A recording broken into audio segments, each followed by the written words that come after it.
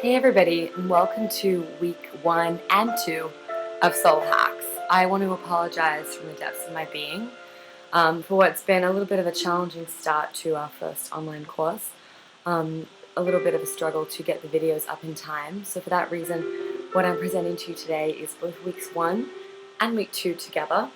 We've already been through week 2 on this journey for the last week via daily emails and soul hacks, and now we're going to move ahead into week 2. So week 1 was about opening the heart, and I'm going to take you through a little bit about what that stood for so we can understand what week 2 represents, which is almost the precise opposite. Week 1 was the representation of the Sefirat of Chesed.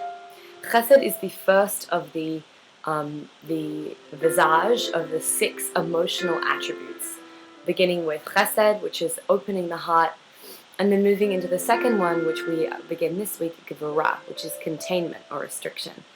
So Chesed really represents a lot of different terminologies. We can talk about openness, we can talk about loving kindness, we can talk about benevolence, we can often talk about love, love in the simplest form as the way that we often understand it. But the real word that I've been using this week, and again I apologize that there was no video to take you through this in detail, is effusion. What's effusion? Effusion is when something opens and then begins to spurt through. Often there's no containment, there's no restriction. It's a steady flow. The key to benevolence and loving kindness and effusion is that it doesn't matter where it's going. It doesn't matter if there's a recipient or not. It's just ready and willing to give.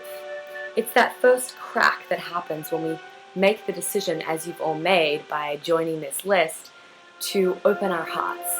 When we make that decision that I no longer want to be a soul with a crust and a covering on it, but I want to hack my way to the true depths of my soul within, that decision alone started a little hairline fracture within our hearts that begins to crack and open wider and wider.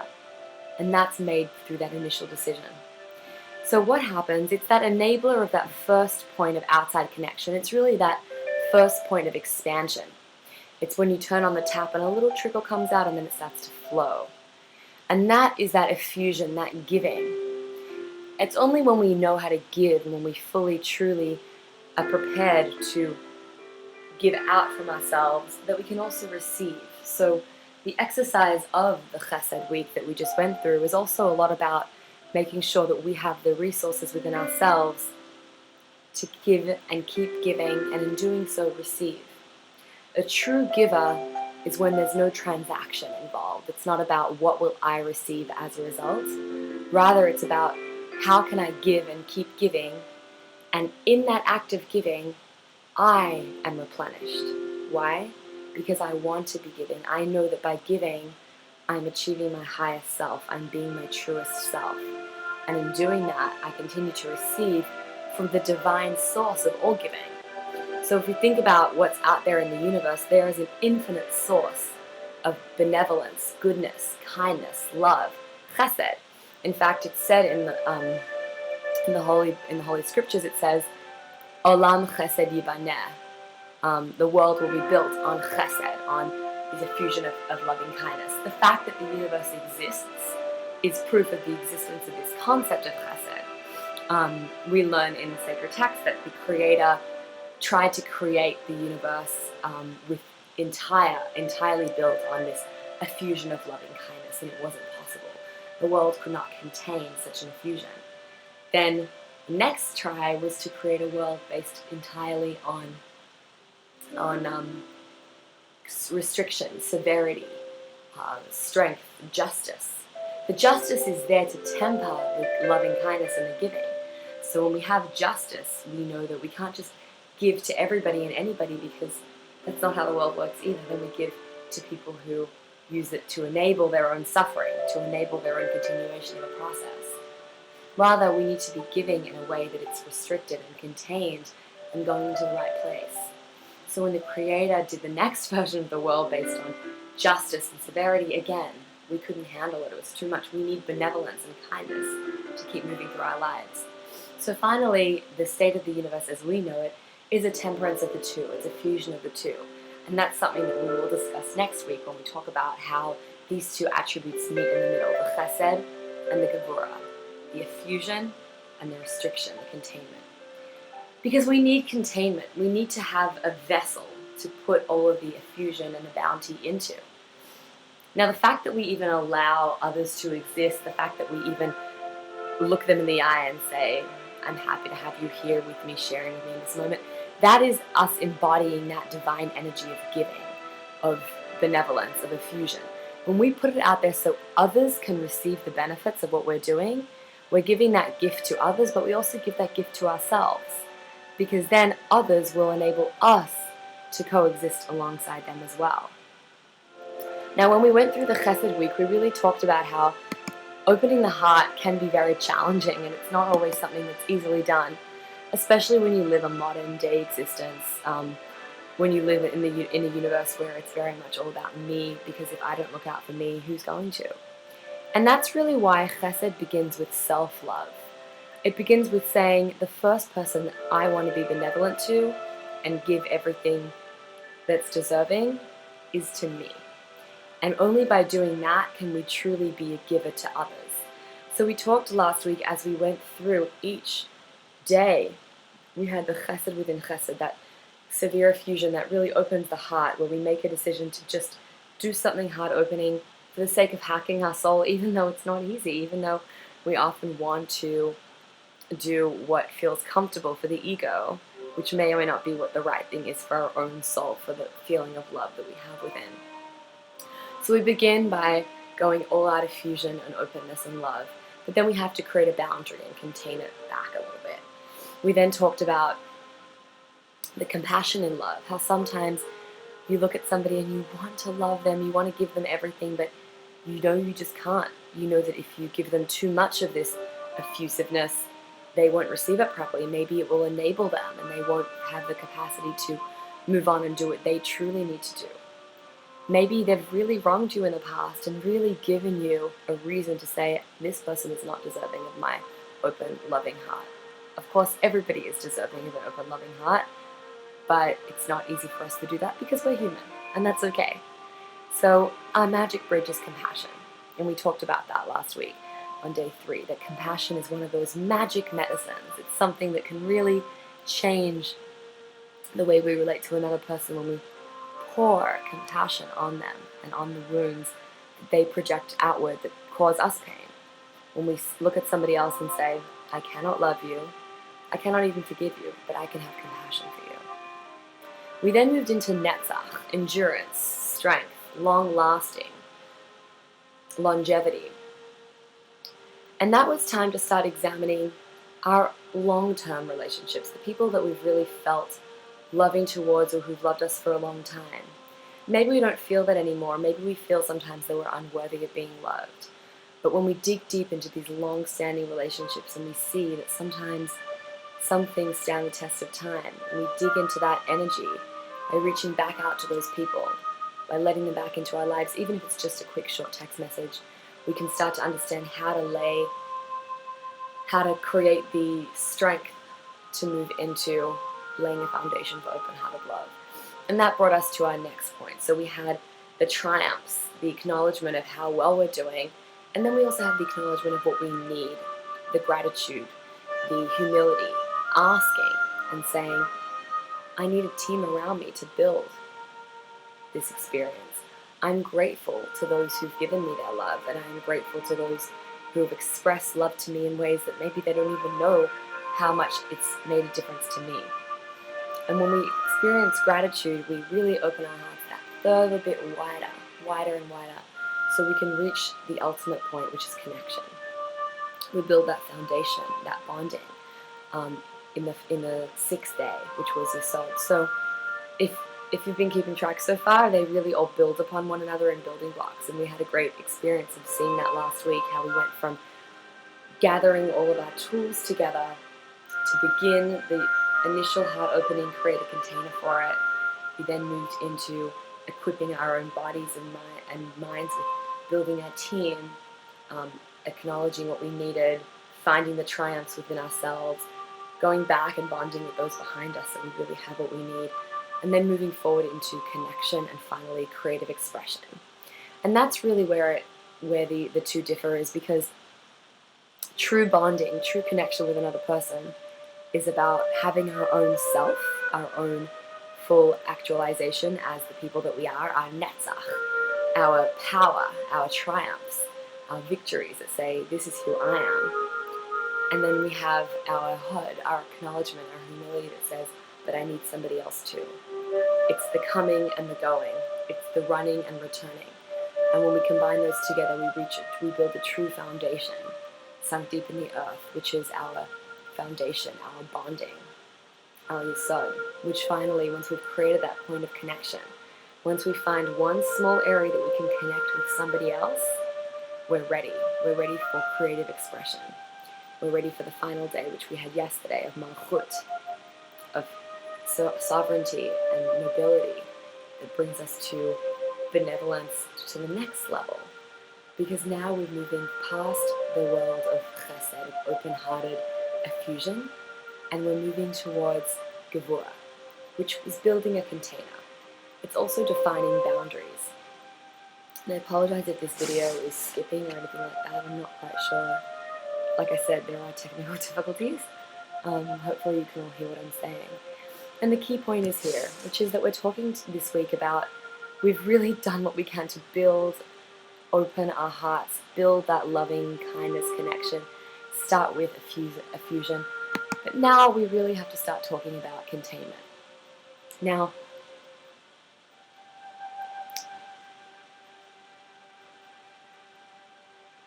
Chesed is really about opening a door. It's about that first minute when you say, someone's knocking, I'm going to say yes. I'm going to let someone in. I'm going to prepare the crack to open wider and wider. It says that Chesed is an embodiment of the first of the patriarchs, Abraham.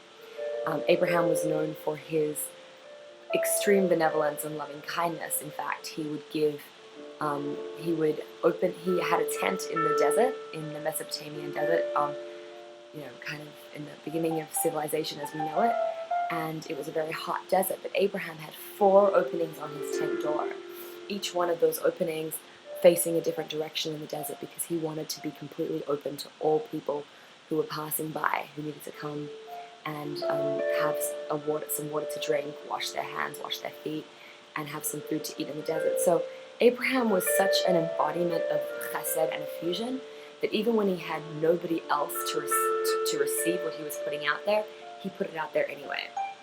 And there's a tale in the Bible about how the day that Abraham circumcised himself, which was a very challenging time for him, as you can imagine. He's a 98-year-old man in the heat of the desert, performing his own circumcision. It's kind of, don't try this at home. And he sat there all day, and he's in the heat of the desert, and he's just upset.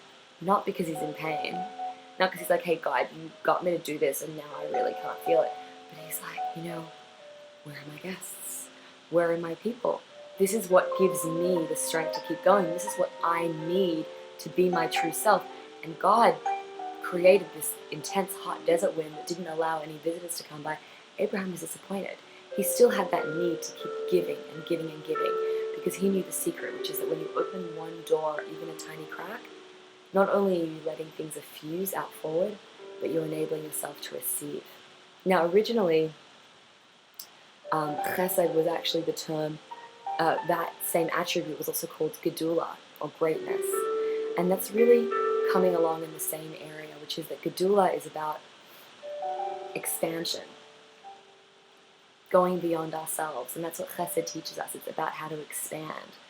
Now, we can talk a lot about giving, unrestricted giving, giving with heart openness, and coming to a point where, why would I not give this if it was granted to me? Because why would I have been granted this bounty if I can't share it? Truly giving is about receiving and opening that door. But we also know that you need another side to counter it. Just like there's always dark, there's always light, there's always yin, there's always yang. So the other side of chesed, which is what we're going into this week, is Gevurah. And Gevurah is the second wing. It talks about our angels, how they fly on wings of love and fear. Chesed and its counterpart, Gevurah. Just like an airplane rides with the hot air and the cold air, and together it creates the jet stream that allows them to move forward. These two arms of love and fear are equally important. Why is that? We talked about how Abraham was constantly giving, effusing. What happens when you just give and give and give and give? What does the other person have? They don't have a container to receive it. And sometimes it can feel like you're just putting it into the ether and it's not going anywhere. They're not actually receiving what they need to receive from you. And that's why it's important to create those boundaries, to create the container for it. And that's where Gevurah comes in, restriction, drawing love into a space that we can hold and contain, and that nourishes us, that nourishes ourselves, that nourishes the people around us, and that nourishes the entire universe. So how does this work? Well, some other terms for Gevurah, if you think about another word that we talk about in the Bible is Gibor, which means like a valiant or a great warrior, a Gibor. Samson was called Gibor. Samson, who was known to be so strong with his long locks of hair that gave him his strength, that he pulled down a building filled with Philistines one night. He was known to be valiant and have that strength in him. And in fact, there is a correlation between the strength in our long locks of hair and this trait of Gevurah. Gevurah also represents justice. So, like I said before, there is something about giving, and giving in a way that it enables others rather than it giving them what they need and what they can do with it. We say, well, I'm going to keep giving her because she needs, I'm going to keep giving him because he's asking for it. But by giving, we're actually taking away from them because we're not giving them a chance to build the tools that they need to move forward. We're not giving them a chance to build their own strengths and reserves within. So we know a lot of stories about codependency and how in relationships sometimes too much giving can actually be a detriment to the receiver. That's where Gevurah comes in. That's where that temperance is required. And one of the little bridges, and we're going to keep coming back to this because it's such a magical bridge, is compassion. Is the term in Hebrew used is rachamim, which is also the same root word as womb, because that's what nurtures everything. That's what receives. The womb is the container. It receives the love. It receives the initial effusion, and then it gestates. Then it holds everything together and is able to nurture and bring into something in new existence. But we need the container. We need something to put it in. And that's what we're going to learn this week. We're really going to focus on how to build our own boundaries so that we can receive the love, so we can receive the effusion of divinity, and so that we can hold it within ourselves to continue giving it to others. We need those boundaries because if we didn't have them, it would be a world of just blurred lines, everything kind of just going everywhere and no definitive structures. And we need structures, just like we need giving and openness, we need structures to give them shape. But I like to describe it as being like a jungle gym. So a jungle gym is not a airtight container. It's not something that you can get in or out of. It's not like a Tupperware, although Tupperwares have their own benefits too. It's something that you can jump above, you can jump below, you can flip over, you can flip under. You have so many options when it comes to a jungle gym. It's not just about climbing up or climbing down, but working with the structure to do whatever you need to do within it. And that's what we learned from Gevurah.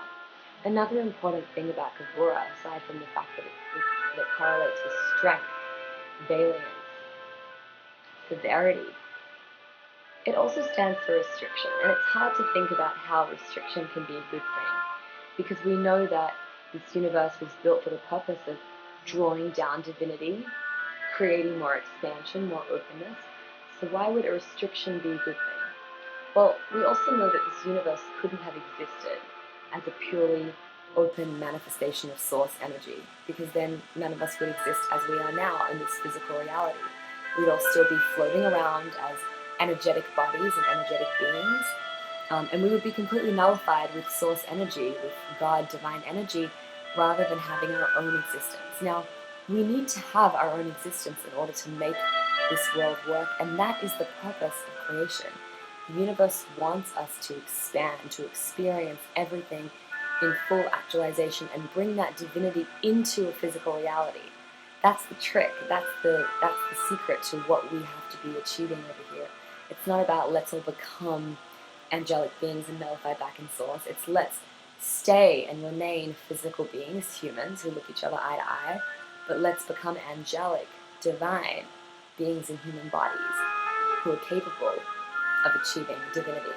And for that reason, we need our physical bodies, and we need physical reality. And the only way to create physical reality is with restriction. So we talk about the process of creation, Kabbalistically, how the world was this state, it wasn't a world at the time, but the universe was a state of unbounded divinity. And in order to make that divinity look like something as simple as this sweater, it had to become distilled, concentrated, contracted. And that contraction is a process that we learn in Kabbalah called tzimtzum, or contraction, which was a vacuum created within the massive swirl of divinity. And within that vacuum, a small point of light originated, and that's called the Big Bang. And that effused, using Chesed, effused into a line, which then drew forth into the different Sefirot that we talk about and went through a process of constant evolutions and devolutions and movements until it became the physical universe as we know it. Some of those evolutions we'll learn about in this upcoming course. Each of one of those levels goes through these 10 Sefirot, 7 of which we focus on today. There's obviously a lot more in between that we can't cover, but the understanding is that we needed that restriction, otherwise we wouldn't be here in this existence as we know it. So we need to make sure that we acknowledge and appreciate both the goodness and the severity, both the justice and the openness, and that we use it in the right way.